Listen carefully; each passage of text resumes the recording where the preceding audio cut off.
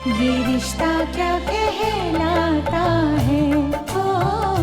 इलाज तो कहीं भी हो सकता है ना, हमारे हॉस्पिटल में ऐसा क्या खास है? हमारे हॉस्पिटल में पेशेंट्स का भरोसा है, जहां इलाज भी सही होगा और सही तरीके से होगा, कोई भेदभाव नहीं होगा। और इस भरोसे को बनाने में सालों लग जाते हैं, तोड़ने में 1 सेकंड नहीं लगता। और एक बार ये भरोसा टूट गया ना, तो कोई हाई प्रोफाइल केस हमारे हॉस्पिटल को बचा नहीं पाएगा। मुझे नील के डिसीजन लेने से कोई प्रॉब्लम नहीं है, उसके गलत डिसीजन लेने से प्रॉब्लम है।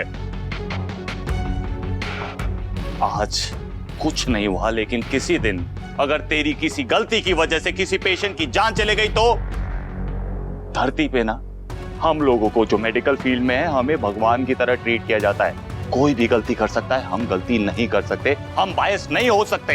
अभिमन्यु बात गलत नहीं कह रहा है। ये जो प्रोटोकॉल्स बनी है ना, इन्हें बहुत सारे मेडिकल फैक्टर्स को ध्यान में रख के बनाया गया है, एंड दीज आर स्टैंडर्ड। और हमारे हॉस्पिटल से एक्सपेक्ट किया जाता है कि हम इनको टू द टी फॉलो करें। आओ जी, ये बात हम समझते हैं क्योंकि हम डॉक्टर्स हैं, लेकिन जो लोग डॉक्टर नहीं है उन्हें कैसे समझाएं?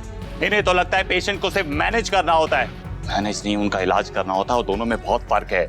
माना कि मैं डॉक्टर नहीं हूं, पर ताई जी तो डॉक्टर हैं, उनसे डिस्कस करके ही मैंने ये डिसीजन लिया था। आप जानते थे इस बारे में? पेशेंट्स क्रिटिकल नहीं थे, किसी की जान को खतरा नहीं था, और बहुत ही ज्यादा प्रेशर आ रहा था ऊपर से, तो मुझे लगा केस को इस तरह से आराम से हैंडल किया जा सकता है। ये मेरी राय थी, मैंने नील को बताई। फाइनल डिसीजन तो नील ने लिया ना।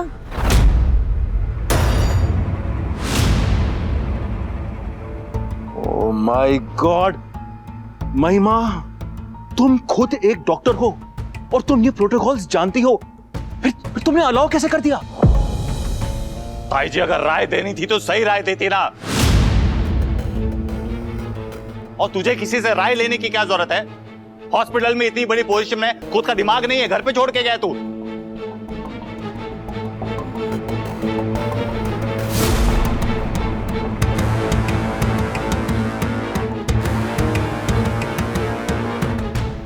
मुझे जो मेरी अक्ल और समझ से सही लगा ना, मैंने वो कॉल ले लिया। और अब जो होना था हो गया, अब बात खत्म करो ना। गली क्रिकेट का मैच है, टॉस करके किसकी बैटिंग पहले, इस बात को खत्म करते हैं। अब हो गया ना, अब क्या करना चाहते हो आप वो बता दो। ये बेवकूफी दोबारा ना हो, इसीलिए बात कर रहा हूं। मुझसे जो बेस्ट होगा ना, मैं वो करूंगा, पर वो आपके हिसाब से बेस्ट होगा इसकी गारंटी नहीं दे सकता मैं। अरे लेकिन रुक,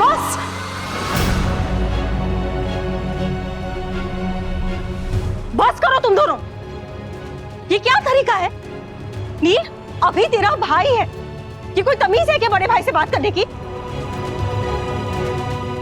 और अभी तू शांति से नहीं समझा सकता इसे? हर बार ये दोपहर का सूरज क्यों चढ़ा होता है तेरे सिर पर? सड़क पर दो दुश्मन भी इस तरह लड़ते हुए अच्छे नहीं लगते, घर के अंदर दो भाई लड़ते हुए अच्छे लगेंगे? माँ, मैं लड़ नहीं रहा हूँ, मैं इसे कुछ समझाने की कोशिश कर रहा हूँ, समझ ही नहीं रहा है ये। अगर माँ इनको समझाने का हक है तो मुझे भी तो अपनी बात कहने का हक है ना। तू बात कह कहाँ रहा है? बहस कर रहा है तू। इनफ अभिमन्यु,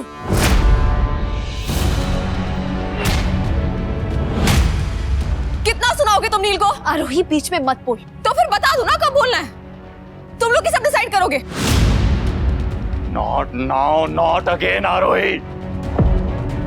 भाई, अक्षरा भाभी और आरोही को इससे बाहर ही रखिए आप। आपको जो भी बात करनी है आप मुझसे कीजिए। बोल। आपने खुद कहा ना कि मेरी पोजीशन है हॉस्पिटल में, किसी वजह से ही होगी। हॉस्पिटल में कुछ से तो है ना मेरा। पर्सनल मैटर हो, प्रोफेशनल मैटर हो, मैं आपके पास हर बार नहीं आ सकता हूं क्लास लेने के लिए। आप सगे हैं तो सारे हक आपके पास ही हैं, और मुझे हमेशा सेकंड ग्रेड सिटीजन की ट्रीटमेंट ही मिलेगी।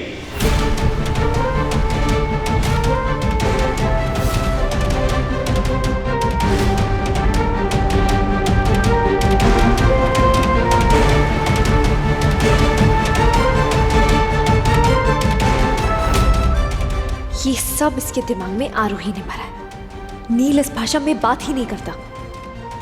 अभिमन्यु, अपनी पर्सनल लाइफ की खुन्नस तुम प्रोफेशनल का बहाना देके मत निकालो। मैं अपने भाई से बात कर रहा हूँ, बीच में मत बोलो, वरना आगे पीछे ऊपर नीचे लेफ्ट राइट से इतना बोलूंगा ना तुम्हारी बोलती बंद हो जाएगी।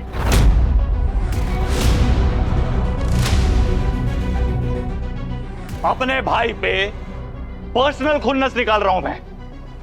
बस इतना ही सोच पाई तुम, इतना ही तिकड़म क्रैक कर पाई तुम। भाई तंज कसना ना आपको बहुत अच्छे से आता है, बार बार प्रूव करने की जरूरत नहीं है। नील प्लीज। भाभी मैं आपसे बात नहीं कर रहा हूँ, भाई से बात कर रहा हूँ, बीच में मत बोलिए प्लीज।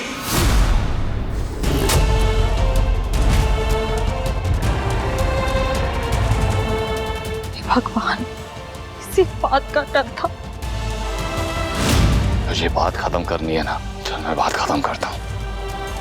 प्रोफेशनल पर्सनल जिसे जो समझना है समझे, लेकिन आज के बाद बिरला हॉस्पिटल के हर क्रिटिकल मैटर में मेरा डिसीजन होगा।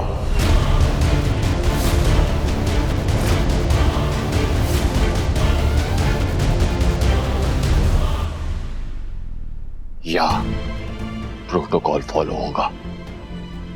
और एक बात और, बात किसी की ईगो, स्टेटस या पावर की नहीं है। इन सब से, हम सब से बड़े हैं हमारे हॉस्पिटल के एथिक्स। अब हुई बात खत्म।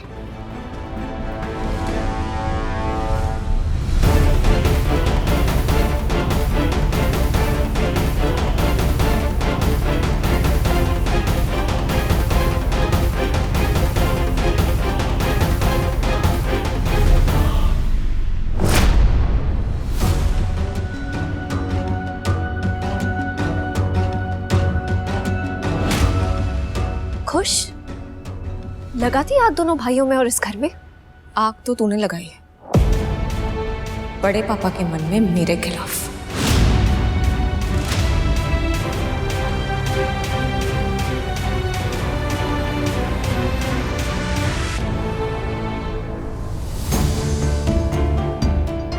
अभी तुम तो जानते हो ना, नील वो बातें सिर्फ कह जरूर रहा था, पर ये उसके वर्ड्स नहीं थे।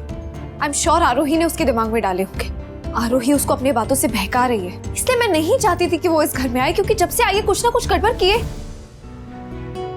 अभी तुम कुछ बोल क्यों नहीं रहे हो? क्या हुआ?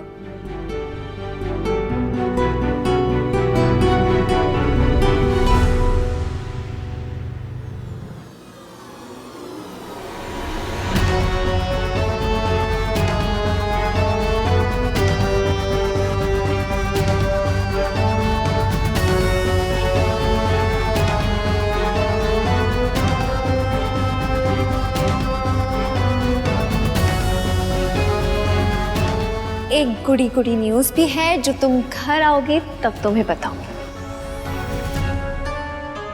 ये तो गलत है ना।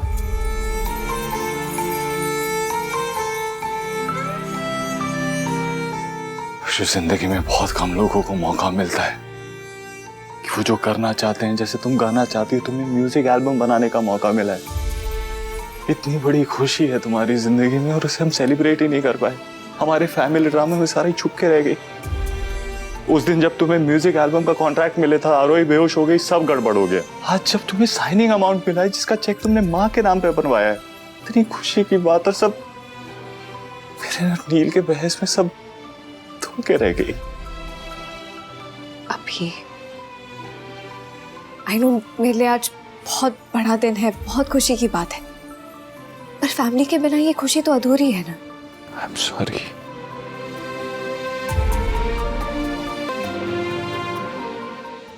ये रिश्ता क्या